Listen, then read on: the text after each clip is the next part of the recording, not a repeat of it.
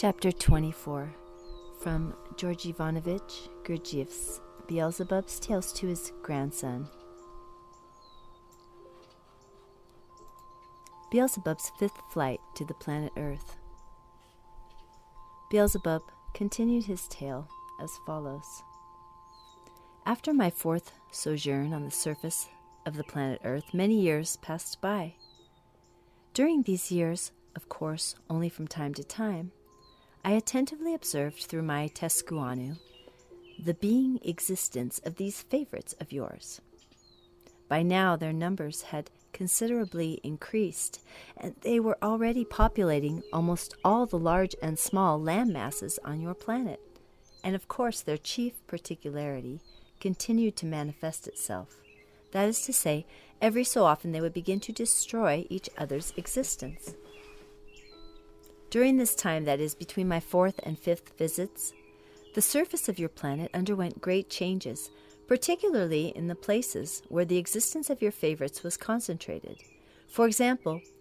there are centers of culture on the continent of Ashhark that I had personally visited on my previous descents to the earth, namely the countries of Tikliamish and Maraplesi, had entirely disappeared by the time of my fifth arrival there. The cause of the destruction of these centers of culture and of the changes on the surface of the earth was a new catastrophe, the third for this ill-fated planet.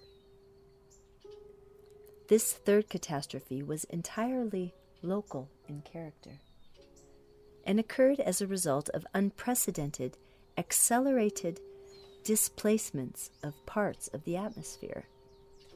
or, as your favorites would say, great winds, which lasted several years. And the cause of these abnormal displacements, or great winds, was once again those two fragments which had broken off from this planet of yours during the first great catastrophe, and which later became small independent planets of that solar system, known today as the Moon and Anulios.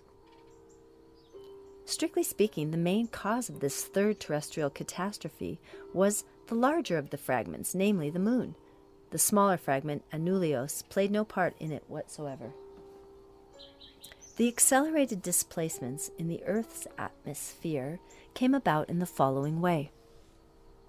When the atmosphere around the small, accidentally arisen planet Moon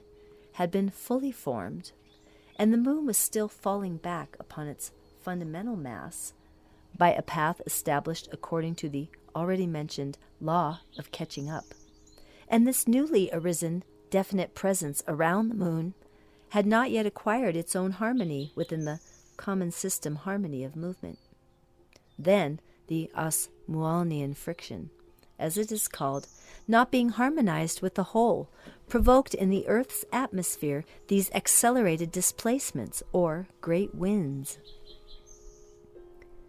And by the force of their currents, these unprecedented great winds began to wear away the projecting land masses and to fill up the corresponding depressions. Among these depressions were the two regions of the continent of Ashhark, where the process of existence of the first and second groups of the beings of what is now called Asia were chiefly concentrated, that is to say, the main parts of the countries of Tikliamish and Maraplesi. Certain parts of the country of Pearl Land were also covered by sand, as well as the region in the middle of the continent of Grabontsi, where, after the loss of Atlantis, there was formed the leading center of culture, as they called it, for all the three-brained beings there, a region that in those times was the most flourishing part of the surface of your planet, and is now a desert known as the Sahara. Bear in mind that besides the countries I have mentioned, several other smallish land surfaces of that hapless planet were also covered by sand as a result of those abnormal winds. It is interesting to note here that your contemporary favorites also learned by some means or other that the three-centered beings of that period changed the places of their permanent existence, and having attached one of their labels to this, namely the great migration of races, they stuck it on to what they call their knowledge. A number of the learned there are now puffing and blowing with all their might to find out why and how it all occurred, so that they can tell everybody else about it. At the present time, there are several theories about this that have nothing in common and, in an objective sense, are each more absurd than the other, but are nevertheless recognized there by what is called official science. But in fact, the true cause of the migration of the three-centered beings of that epoch was that as soon as this process of erosion began, the beings inhabiting the continent of Ashhark, fearing to be buried by the sands, started to move to other safer places, and this migration took place in the following order. Most of the three-brained beings populating Tikliamish moved to the southern part of the continent of Ashhark, to the country later called Persia, while the rest moved north and settled in the regions afterward called Kirgitz-Cheri. As for the beings inhabiting the country of Maroplesi, some wandered eastward, while the others, the majority, went toward the west. Those who went east, after crossing high mountains, settled on the shores of a large Salia-Kuriopnian space in the region later called China. And those beings of Maroplesi who had sought safety by moving to the west, after wandering from place to place, ultimately reached the neighboring continent, later called Europe. As for the three-brained beings who existed in the middle of the continent of Grabonsi, they dispersed over the whole surface of the planet. Well, my boy, this fifth flight of mine to your planet took place during the period just after the redistribution of the various groups of these favorites of yours. And it took place on account of the following events. First of all, I must tell you that the chief particularity of the psyche of your favorites, namely their periodic need to destroy the existence of beings like themselves, interested me more and more with each succeeding century of theirs. And parallel to this, the irresistible urge grew in me to find out the exact cause of a particularity so phenomenal for three-brained beings. That is why, my boy, in the interval between my fourth and fifth sojourns on the planet Earth, in order to have more material that might throw light upon this question that interested me so intensely, with the help of my Tescuanu on the planet Mars, I organized my observations of the existence of those peculiar three-brained beings in the following way. I purposely selected a large number of individual beings from among your favorites, and during many of their years, either I personally or someone I specially commissioned kept them under close observation, trying as much as possible not to miss anything, and to clarify for myself from every aspect all the particularities in their manifestations during the process of their ordinary existence. And I must confess, my boy, that when I happened to be quite free, I sometimes followed with great interest for whole synonyms, or as your favorites approximately define the corresponding flow of time, for whole hours, the movements of those three-brained beings selected by me, trying to find a logical explanation for what are called their psychic experiencings. And so, one day, while I was carrying on these observations from the planet Mars through my Tescuanu, it flashed upon me that the length of their existence was, century by century and even year by year, becoming shorter at a very definite and uniform rate, and this served as the starting point for my subsequent intensive study of the psyche of these three-brained beings who have taken your fancy. Of course, when I first became aware of this, I immediately took into account not only the chief particularity of their psyche, that is, their periodic reciprocal destruction, but also the innumerable what are called diseases found exclusively on that planet, and most of which, by the way, arose and continue to arise owing, as always, to the abnormal external conditions of ordinary being existence they themselves have established, conditions that are greatly to blame for their inability to exist normally until the sacred Rescuarno. When I noticed this for the first time and began to recall my former impressions on the subject, this fact flashed upon my essence, and each of the separate, independent, spiritualized parts of my whole presence became filled with the conviction that in the beginning these three-brained beings of your planet had actually existed according to their time calculation for as many as 12, and some of them even for 15 centuries. For you to have a clearer picture of the rate at which the length of their existence diminished during this period, it is enough to tell you that when I left that solar system forever, the maximum length of their existence had decreased to no more than 70 to 90 of their years. And in recent times, if one of them were to exist even as long as this, all the other beings of that peculiar planet would consider that he had lived to a great age. And if anyone were to exist for a little over a century, he would be exhibited in their museums, and of course all the rest of the beings there would know about him because his photograph and descriptions of his manner of existence, down to each step he takes, would keep appearing in all their newspapers, as they are called. So my boy, since at the time when I suddenly became aware of this fact, I had no special business on the planet Mars, and since it was quite impossible to try to probe this new peculiarity by means of the Tescuanu, I decided to go in person to the planet Earth in order to clear up for myself on the spot the causes of this phenomenon. Several Martian days after my decision, I again flew there on the ship Occasion. At the time of this fifth flight of mine to your planet, their center for the incoming and outgoing results of the perfecting of being comprehension, or their center of culture, as they call it, was the city of Babylon. So it was just there that I decided to go. This time our ship Occasion alighted on what is now called the Persian Gulf, because before our flight we had ascertained through the Tescuanu that the most convenient place both for our plan of travel, which was to reach the city of Babylon, and for the mooring of our ship Occasion, would be that particular Salia-Kuriopnian space of the surface of your planet. This expanse of water was convenient for my further travels because the large river on whose banks stood the city of Babylon flowed into it, and we proposed to go up this river in order to reach that city.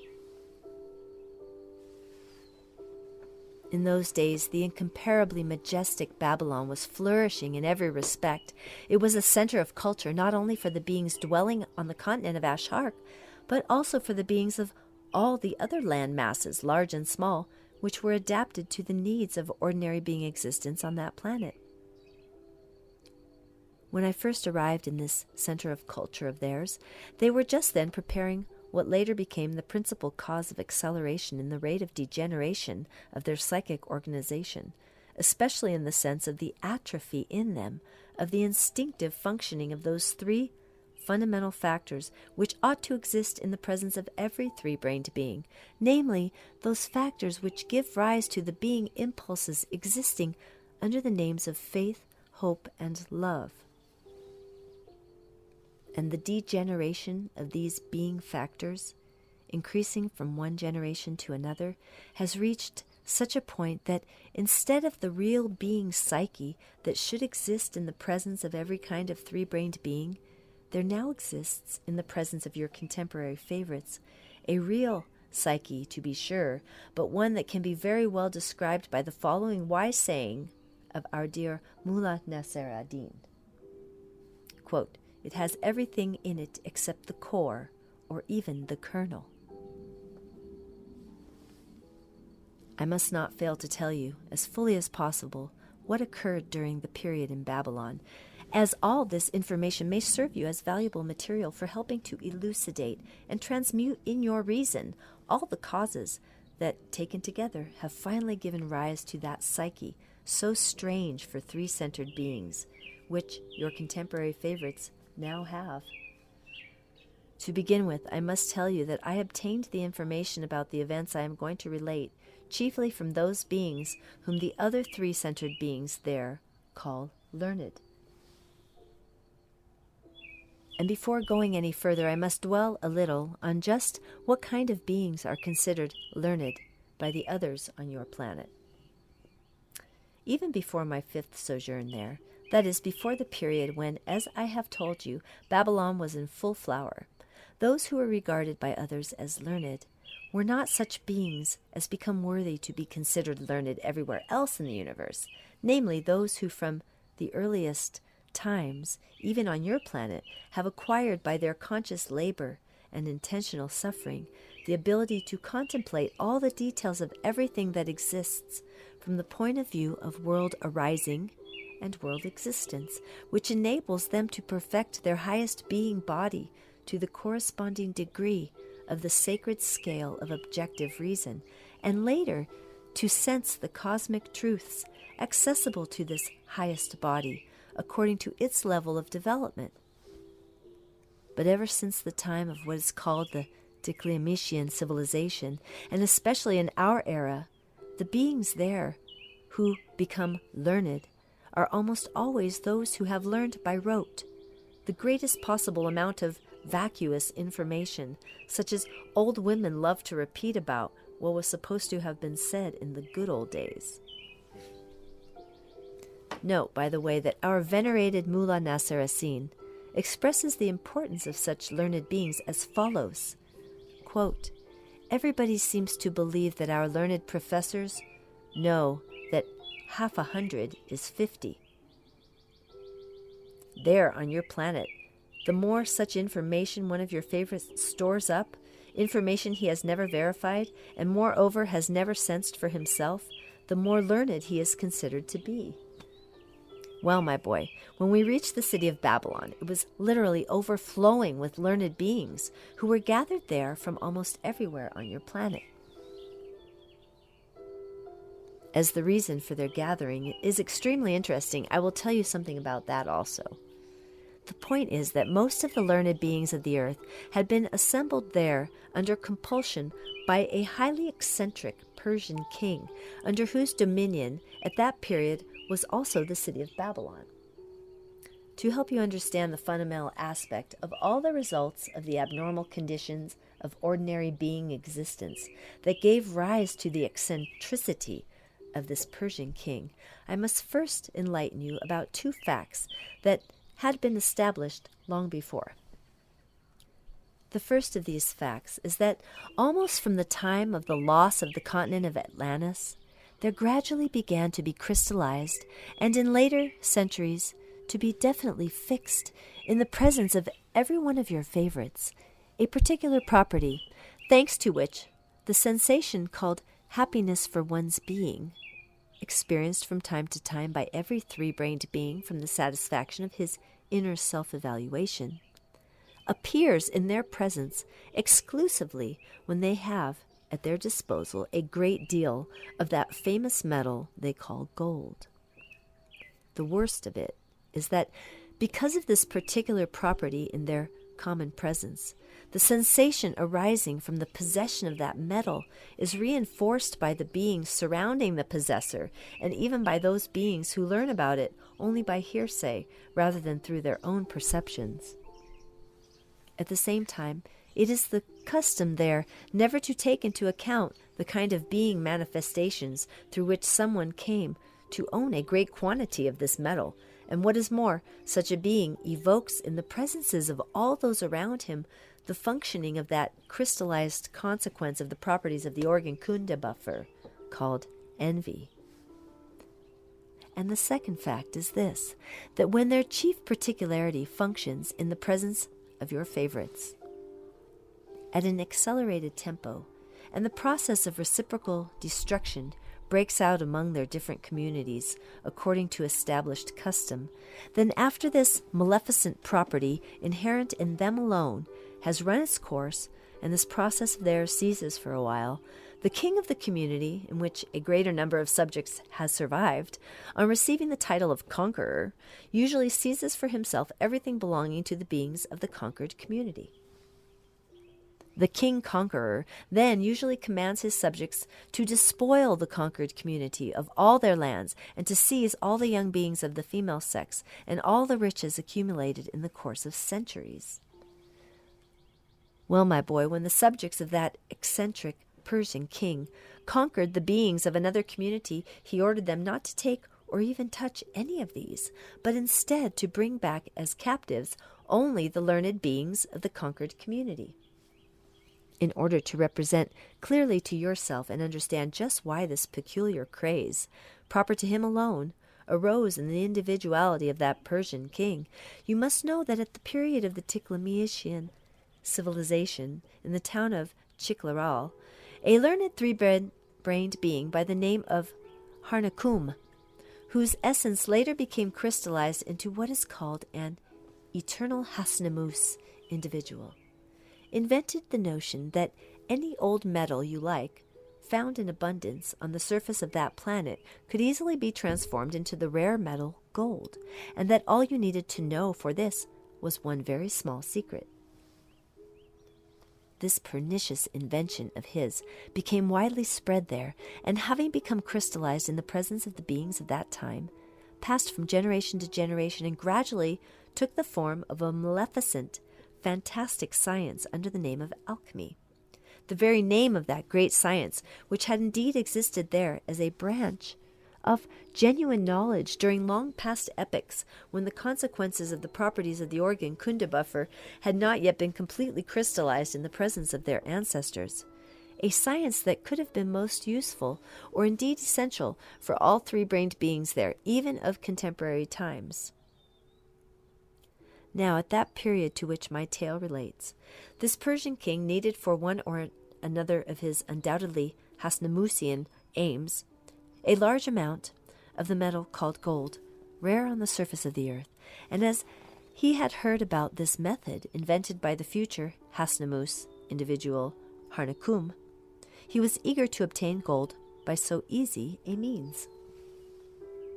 When this Persian king had definitely decided to obtain gold by means of alchemy, he realized then and there, with the whole of his being, that he did not yet know that little secret without which it was absolutely impossible to fulfill this desire. So he began to ponder how to find out that little secret. And this pondering of his led to the following conclusion. Since the learned already have knowledge of every other kind of mystery, there must be at least one of them to whom this mystery is known. Having finally reached this conclusion, he began to wonder with an intensified functioning of being astonishment why such a simple idea had never entered his head before, and summoning certain of his faithful subjects, he ordered them to find out which of the learned beings of his capital knew about this mystery. When it was reported to him the following day that not a single one of the learned beings of the capital knew this secret, he ordered further inquiries to be made among learned beings of his entire realm, and when after several days he received the same negative reply, he began once more to ponder, this time very seriously. His serious reflection first led his reason to the conclusion that one or another of the learned beings of his community undoubtedly knew this secret, but of course, since professional secrecy was strictly observed among beings of that fraternity, nobody was willing to reveal it. He then realized that it was necessary not merely to question, but to put pressure on the learned beings to compel them to reply. That same day he gave appropriate instructions to his closest assistants in such matters, and they immediately began making interrogations, using methods that had long been customary among power-possessing beings for interrogating ordinary beings. And when this eccentric Persian king finally became convinced that the learned beings of his community really knew nothing about this mystery,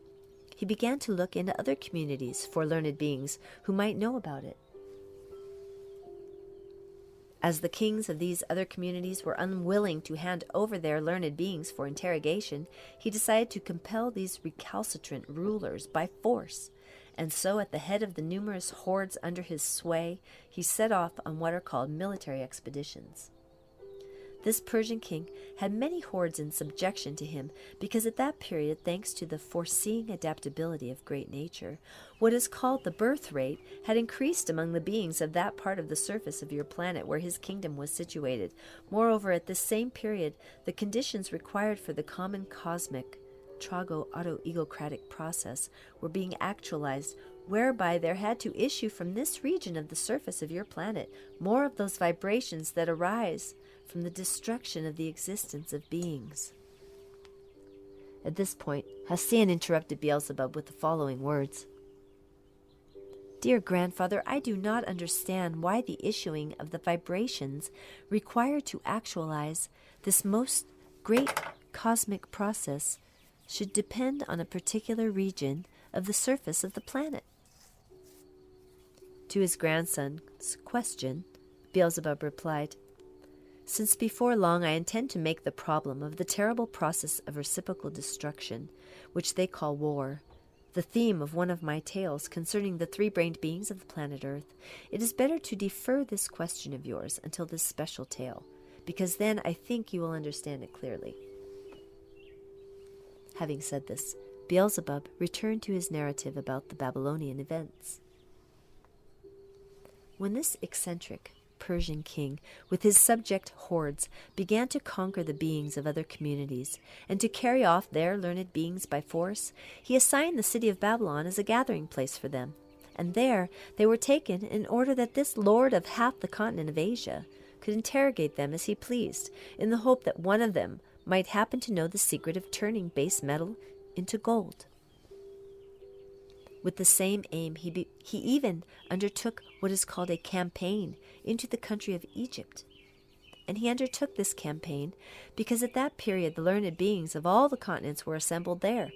the opinion being widely held that more information pertaining to their various sciences was available to this Egypt than anywhere else on their planet.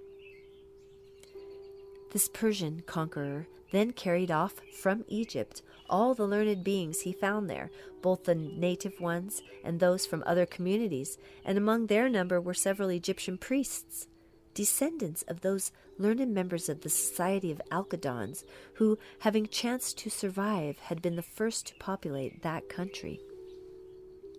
But when a little later a new craze arose in the presence of that eccentric Persian king, this time for the process itself of the destruction of the existence of his fellow beings, the new craze supplanted the former one, and he forgot all about the learned beings, who then began to exist freely in the city of Babylon, awaiting his further instructions. The learned beings thus assembled from almost the whole of the planet in the city of Babylon often used to meet together, and of course, as is proper to learned beings on the planet Earth, they discussed among themselves questions immeasurably beyond their comprehension, from which they could never derive anything useful whatsoever, either for themselves or for the ordinary beings there. Well, it was precisely during these meetings and discussions that there arose among them, as generally happens with terrestrial learned beings, a burning question of the day, which this time in some way or other stirred them to, as they say, to their very marrow. The question that chanced to become the burning question of the day so vitally affected the whole being of every one of them that they even climbed down from their pedestals and began discussing it, not only with the learned like themselves, but here, there, and everywhere, with anyone they happened to come across. As a result, the interest aroused by this question gradually spread among all the ordinary three-brained beings then existing in Babylon, and by the time we arrived, it had become the question of the day for everyone there. Not only did the learned beings themselves talk about and discuss this question, but similar conversations and arguments raged like fury among the ordinary beings there also.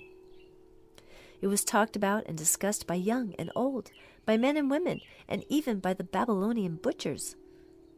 And all, especially the learned, were exceedingly anxious to know more about this question. Before our arrival there, many of the beings existing in Babylon had even lost their reason over it, and many others were already candidates for losing theirs. This burning question of the day, which both the sorry scientists and the ordinary beings of the city of Babylon wanted to resolve, was whether or not they had a soul. All sorts of fantastic theories about this question existed in Babylon, and at every moment new theories were being cooked up, and of course each of these catchy theories had its devotees. In spite of the number and variety of these theories, they were all based upon two quite opposite assumptions. One of these was called the atheistic, and the other the idealistic or dualistic. All the dualistic theories maintained the existence of the soul, and of course its immortality, as well as every conceivable tribulation it might suffer after the death of the being, man. And all the atheistic theories maintained just the opposite. In short, my boy, when we arrived in the city of Babylon, there was then taking place what is called the building of the Tower of Babel. Having uttered these words, Beelzebub thought a moment and went on as follows. Now I wish to explain to you the expression, the building of the Tower of Babel, which I just used, and which is very often used on your planet by the contemporary three-brained beings. Now, I wish to explain to you the expression, the building of the Tower of Babel, which I just used, and which is very often used on your planet by the contemporary three-brained beings. I wish to touch upon this expression and explain it to you. First, because I chanced to be a witness of all the events that gave rise to it, and second, because the history of its arising and its transformation in the understanding of your contemporary favorites can show you very clearly that thanks as always to the same abnormally established conditions of ordinary being existence, no exact information about events that have really occurred there among beings of former epochs ever reaches the beings of later generations. And if something like this expression does happen to reach them, their fantastic reason at once elaborates a whole theory on the basis of it, thus multiplying in their presence those illusory being ego-plasticuri, or what they call psychic images, thanks to which there has arisen in the universe that strange, unique psyche which every one of your favorites has. Well, my boy, when we arrived in Babylon, I began mingling with various beings and making corresponding observations in order to clear up the question that had interested me. Almost everywhere I went, I ran across those learned beings who were meeting in great numbers, and I began associating exclusively with them, confining my observations to them and to their individualities. Among the learned beings whom I often met for the sake of my aim was a certain Hamolin Nadir, who had been brought there under compulsion from Egypt. During these meetings between this terrestrial three-brained being, Hamolin Nadir, and myself, almost the same relations were established as, in general, prevail between three-brained beings who often meet one another. This Hamolin Nadir was one of those learned beings in whose common presence the factors for the impulses of a three-brained being, which had passed to him by heredity, were not entirely atrophied, and moreover, it turned out that during his preparatory age, the responsible beings around him had prepared him to be more or less normally responsible. I should add that at that time there were many such learned beings in the city of Babylon. Although this learned Hamolin Nadir was descended from the race of beings called Assyrian, and his arising in preparation for becoming a responsible being had taken place in that very city of Babylon, his knowledge had been acquired in Egypt, in the highest school of all those existing on the earth at that time, called the School for Materializing Thought. When I first met him, he was at an age when his I, in the sense of intelligently directing the automatic psychic functioning of his common presence, had already attained the maximum stability possible for a three-centered being of the planet Earth at that time, so that during what is called his passive waking state, he had being manifestations that were very clearly expressed, such as consciousness of self, impartiality, sincerity, sensitivity, resourcefulness, and so forth. Shortly after our arrival in Babylon, I began going with this Hamo Linadir to various meetings of the learned beings I have mentioned, where I listened to every imaginable kind of what they called report upon the very subject that was then the question of the day, and the cause of such agitation of minds throughout Babylon. My friend Hamo Linadir was also very wrought up about this burning question. He was agitated and perplexed by the fact that the numerous theories on this subject, the new as well as the old, were all, in spite of their entirely contradictory proofs, equally plausible and convincing. The theories proving that we have a soul, he said, were very logically and convincingly expounded, but equally logical and convincing were those proving quite the contrary. So that you can put yourself in the place of that likable Assyrian, I shall explain to you that in general on your planet, then in Babylon as well as at the present time, all the theories on a question, such as that of the beyond, or any other detailed clarification of some particular fact, are always, nearly always, invented by those three-brained beings in whom most of the consequences of the properties of the organ Kundabuffer have been completely crystallized, so that there actively functions in their presence that being property they call cunning. Owing to this,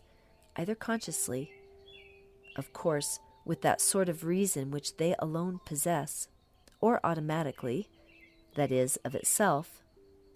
they gradually acquire in their common presence the capacity for spotting the weaknesses in the psyche of beings like themselves. And this capacity gradually forms data in them for the ability to sense and at times even to understand the peculiar logic of the beings around them. And according to these data, they invent and elaborate some theory concerning this or that question. And as I have already told you, because of the gradual atrophy of the being function called the instinctive sensing of cosmic truths, in most of the three-brained beings there, also owing to the abnormal conditions of ordinary being existence established by them, if one of them happens to devote himself to an intensive study of any of these theories, he is bound willy-nilly to be convinced by it with the whole of his presence. Well, my boy, 7 of their months after our arrival in the city of Babylon, I went one day with my friend Hamo Linadir to what is called a general scientific conference. This scientific conference had been convened by the learned beings previously brought there under compulsion by the Persian king, who had meanwhile got over his craze for the science of alchemy and forgotten all about it, and there were also present at this conference many other learned beings from other communities who had come there voluntarily, as they said, for the love of science. At this general scientific conference that day, the order of speakers was determined by lot. My friend, Hamo Linadir, was among those who were to report on various topics, and therefore drew a lot. It fell to him to speak fifth. Of the speakers who preceded him, some reported on new theories they had invented, while others criticized theories already established and well known to everyone. At last came the turn of this likable Assyrian. He mounted what is called the rostrum, and as he did so, some attendants hung a placard above it announcing the subject of the speech to be given, as was the custom at that time. The placard stated that the speaker had chosen as his theme the instability of human reason. This terrestrial friend of mine began by explaining the structure, as he understood it, of the human head brain, and in what cases and in what manner various impressions are perceived by the other brains of man, and how it is only after a definite agreement among all the brains that the total results are impressed on the head brain. At first he spoke calmly, but the longer he spoke, the more agitated he became, until his voice rose to a shout as he began to criticize the reason in man. At the same time, he mercilessly criticized his own reason. Still, continuing to shout, he very logically and convincingly demonstrated the instability and fickleness of human reason, giving various examples of how easy it is to persuade and convince this reason of anything you like. Although in the midst of the shouting of this terrestrial friend of mine, Hamolina dear, the sound of his sobbing could be heard, nevertheless, even while sobbing, he continued to shout.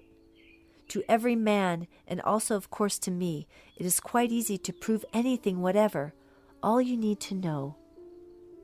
is which shocks and which associations to arouse in the various brains while one or another truth is being proved. It is even easy to prove to a man that our whole world and all the people in it are nothing but an illusion, and that the authenticity and reality of the world are nothing but a corn, and what is more, the corn on the big toe of his left foot. Apart from this corn, nothing in the world exists. Everything only seems, and even then only to psychopaths squared. At this point in the speech of this likable terrestrial three-brained being, an attendant offered him a bowl of water, and after he had eagerly gulped it down, he continued to speak, but now more calmly. He said further, "Take myself as an example. I am not just an ordinary learned man. I am known all over Babylon and in many other cities as an exceedingly learned and wise man. I completed the highest course of study that has ever existed on earth, and the like of which will probably never exist again.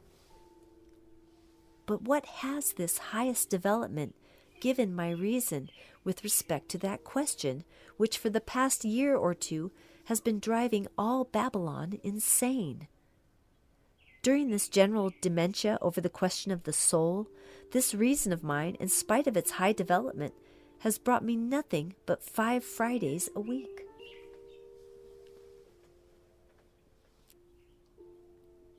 Over this period, I have followed with the greatest attention and utmost seriousness all the old and new theories about the soul,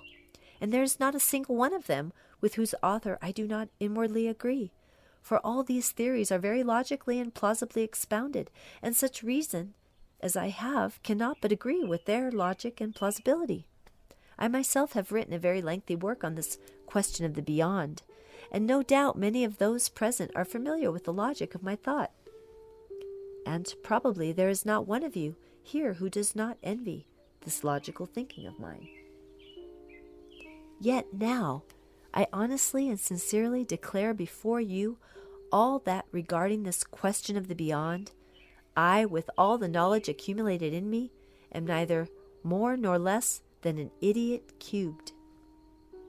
At this moment in the city of Babylon, what is taking place among us is the collective building of a tower by which to ascend to heaven and see with our own eyes what goes on there. This tower is being built of bricks that outwardly all look alike, but that are made of quite different materials. Among these bricks are bricks of iron and wood, and also of dough, and even some of eiderdown. Well then, with these bricks, an immensely high tower is now being built right in the center of Babylon, and every more or less conscious person must realize that sooner or later this tower is certain to fall and crush not only all the people of Babylon, but also everything else there. Personally, as I still wish to live and have no desire to be crushed by the Babylonian tower, I am going away from here at once, and as for all the rest of you, do as you please." He uttered these last words while leaving and ran off. And from that time, I never saw that likable Assyrian again. As I learned later, he left the city of Babylon that same day forever and went to Nineveh, and existed somewhere there to a ripe old age. I also ascertained that this Hamolina deer never again occupied himself with sciences, and spent the rest of his existence in growing chungri, which in contemporary language is called maize. Well, my boy, the speech of this Hamolina dar at first made such a deep impression upon the beings there, that for almost a month they went about, as is said, down in the mouth. And when they met one another, they could speak of nothing else, but only recalled and repeated various passages from his speech. They repeated them so often that certain of Hamolina deer's expressions spread among the ordinary beings of Babylon and became what are called household sayings. Some of these sayings have even reached contemporary beings of the planet Earth, and among these is the building of the Tower of Babel. So the beings of today picture to themselves quite clearly that once upon a time a certain tower was built in the city of Babylon to enable beings to ascend in their planetary bodies to God himself. And the contemporary beings also say, and are even quite persuaded, that during the building of this Babylonian tower, a confusion of tongues occurred. In general, there have reached the contemporary beings of the planet Earth a great many such isolated expressions, uttered by various beings with reason of former epochs, both from the time when Babylon was the center of culture and from other epochs, concerning some details of a whole understanding, and simply on the basis of these scraps, your favorites of recent centuries, with their quite nonsensical reason, have cooked up such balderdash as our arch-cunning Lucifer himself might envy. As I already told you, among the many teachings then current in Babylon, concerning the question of the beyond, there were two, having nothing in common with each other, that had a large number of adherents. And it was precisely these two teachings, passing from generation to generation of your favorites, which began to confuse their sane being mentation, already muddled enough without that. Although the details of both these teachings underwent changes in the course of their transmission through the generations, the fundamental ideas contained in them remained the same and have even reached contemporary times. One of these two teachings, with the adherents in Babylon, was the dualistic and the other the atheistic. Thus, one of them proved that beings have a soul, and the other quite the opposite, namely, that they have nothing of the kind. In the dualistic or idealistic teaching, it was said that within the coarse body of the being, man, there is a fine and invisible body, which is the soul. This fine body of man is immortal, that is to say, it is never destroyed. It was said further that this fine body or soul has to make a corresponding payment for every action of the physical body, whether voluntary or involuntary, and that every man at birth already consists of these two bodies, the physical and the soul. According to this teaching, as soon as a man is born, two invisible spirits perch upon his shoulders. On his right shoulder sits a spirit of good, called an angel, and on his left a spirit of evil, called a devil. From the very first day, these spirits record in their notebooks all the manifestations of the man. The spirit sitting on his right shoulder, recording all his so-called good manifestations or good deeds, and the spirit sitting on his left shoulder, his evil ones. It is among the duties of these two spirits to prompt a man and compel him to carry out as many manifestations as possible in their respective domains. The spirit on the right constantly strives to make the man refrain from those acts which are in the domain of the opposite spirit, and to perform as many acts as possible in his own domain. And the spirit on the left does the same thing, but vice versa. In this strange teaching, it was further said that these two rival spirits are always contending with each other, and that each strives with might and main to make the man perform more of those actions which are under his charge. When the man dies, these spirits leave his physical body on the earth and take his soul to God, who exists somewhere up in heaven. There, up in heaven, this God sits surrounded by his devotees,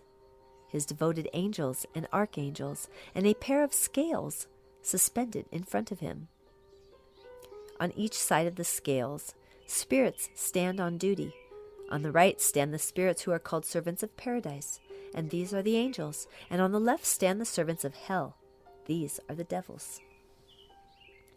The spirits who have been sitting on the man's shoulders all his life bring his soul after death to God, and God then takes from their hands the notebooks where the notes of all the man's actions have been written down, and places them on the pans of the scales. On the right pan, he puts the notebook of the angel, and on the left the notebook of the devil, and depending on which pan sinks lower, God commands the spirits on duty on that side to take this soul into their charge. In the charge of the spirits on duty, on the right, is the place called paradise. This paradise is a realm of indescribable beauty and splendiferousness. It abounds in magnificent fruits and innumerable fragrant flowers, enchanting sounds of cherubic songs and seraphic music constantly echo in the air. And many other marvels were enumerated, whose outer effects, according to the perceptions and cognitions abnormally inherent in the three-brained beings of that strange planet, were likely to evoke, as they say, great satisfaction in them. That is, the satisfaction of those needs that are unworthy of three-centered beings, which drive from their presence everything without exception that was put into it by our common Father, which is imperative for every three-brained being to possess. The spirits on duty to the left of the scales, who according to this Babylonian teaching are the devils, are in charge of what is called hell. As for hell, it was said to be a place without a trace of vegetation, always unimaginably hot, and without a single drop of water. In this hell there constantly echo sounds of frightful cacophony and furious insults. All around stand instruments of torture of every conceivable sort, from the rack and wheel to machines for lacerating bodies and rubbing them with salt, and so on and so forth. In this Babylonian idealistic teaching, it was explained in detail that for his soul to enter paradise, a man must constantly strive while on earth to provide as much material as possible for the notebook of the spirit angel perched on his right shoulder, since otherwise there would be more material for the record of the spirit on his left shoulder, in which case his soul would inevitably be cast into that most awful hell. Here Hussein could restrain himself no longer, and suddenly interrupted Beelzebub with the following words: "And which of their manifestations do they consider good, and which bad?" Beelzebub gave his grandson a very strange look, and shaking his head replied, "As regards the question of which being manifestations are considered good on your planet, and which bad, two distinct ways of understanding, having nothing in common, have existed from the most ancient times up to the present day. The first way of understanding exists there and passes from one generation to another through such three-brained beings as were the members of the learned society of Aquedons on the continent of Atlantis, and through such as those who, several centuries later, after the second Transapolnian perturbation, were beginning, although in a different manner, to acquire almost the same data in the foundation of their common presence, and who were called initiates. The way of understanding is expressed there as follows. Every deed of a man is good in the objective sense if it is done according to his conscience, and every deed is bad if from it he later experiences remorse. And the second way of understanding arose soon after the wise invention of the great King Konfucian, and passing from generation to generation through ordinary beings there, it gradually spread over almost the entire planet under the name of morality. Here it will be interesting to note one particularity of this morality, which was grafted onto it at the very beginning and ultimately became part and parcel of it. Just what this particularity of terrestrial morality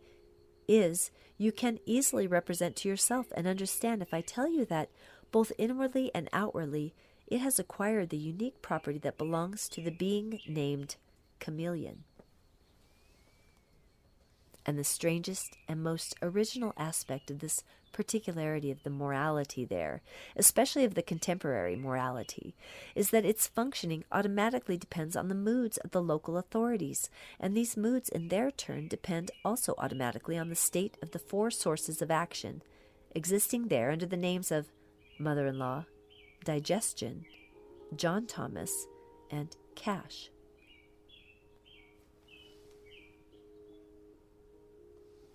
The second Babylonian teaching, which had many followers and passing through the generations, also reached your contemporary favorites, was based on one of the atheistic theories of that period. In this teaching of the terrestrial Hasnamusnian candidates of that time, it was stated over and over that there is no God in the world, much less any soul in man, and that therefore all the arguments and discussions about the soul are nothing but the delirium of sick visionaries. It was further maintained that there exists in the world only one particular law of mechanics, according to which everything that exists passes from one form into another. That is to say, the results arising from any preceding causes are progressively transformed and become the causes of subsequent results. And therefore, man also is a result of some preceding cause, and in his turn must serve as the cause of some kind of result. Moreover, it was said that all supernatural phenomena, even those actually perceptible to most people, are also nothing but results ensuing from this particular law of mechanics. The full comprehension of this law depends on the progressive, impartial, and all-around knowledge of its manifold details, which can be revealed to a pure reason in proportion to its development. But as regards the reason of man, this is merely the sum of all the impressions he has perceived, from which there gradually arise in him data for the possibility of comparisons, deductions, and conclusions. As a result of all this, he obtains more information concerning various facts around him, repeatedly occurring in the same way, which in their turn serve in the general organization of man as material for the formation of definite convictions. And from all this is formed man's reason, that is to say, his own subjective psyche. Whatever may have been said in these two teachings about the soul, and whatever maleficent means were prepared by those learned beings assembled there from almost the entire planet for the gradual transformation of the reason of their descendants into a veritable mill of nonsense, the outcome need not have been, in the objective sense, a total calamity, but the full objective terror lay in the fact that there later resulted from these teachings a great evil, not only for their descendants, but maybe even for everything that exists. The point is that during this great agitation of minds in the city of Babylon, when these learned beings, through their collective wiseacrings, had acquired in their presences a mass of new data for Hasnamusian manifestations, in addition to those they already had, and when they dispersed and went home to their own countries, they began, of course, unconsciously, to propagate everywhere, like contagious bacilli, all those notions which together finally and utterly destroyed the last remnants and even the traces of the results of the holy labors of the very saintly Ashiata Shamash. The remnants, that is to say, of those holy labors consciously suffered, which he intentionally actualized in order to create the special external conditions of ordinary being existence in which alone the maleficent consequences of the properties of the organ Kundabuffer could gradually disappear from the presence of your favorites, so that in their place there could gradually be acquired those properties befitting every three-brained being, whose whole presence is an exact likeness of the whole universe. Another result of the diverse wiseacrings on the question of the soul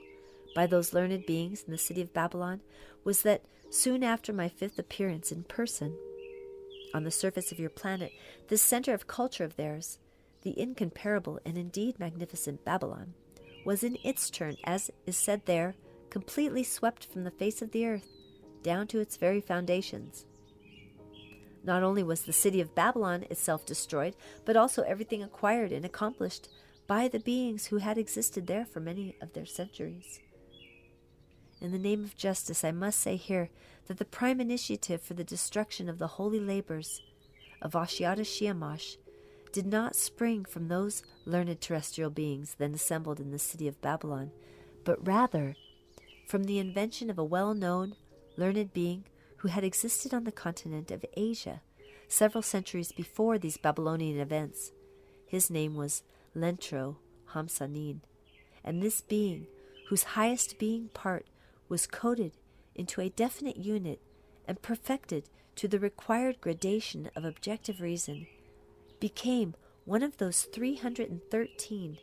eternal Hasnamus individuals who now exist on the small planet bearing the name of Retribution. I shall tell you more about this Lentro Hamsanin, since the information about him will help you to understand better the strange psyche of those three-brained beings who exist on that peculiar, remote planet. But I shall speak of Lentro Hamsanin only after I have told you all about the very saintly Ashiata Shamash, since the information about this now most saintly individual and his activities in relation to this planet of yours is of the utmost importance and value for deepening your understanding of the strangeness of the psyche of the three-brained beings who please you and who breed on the planet Earth.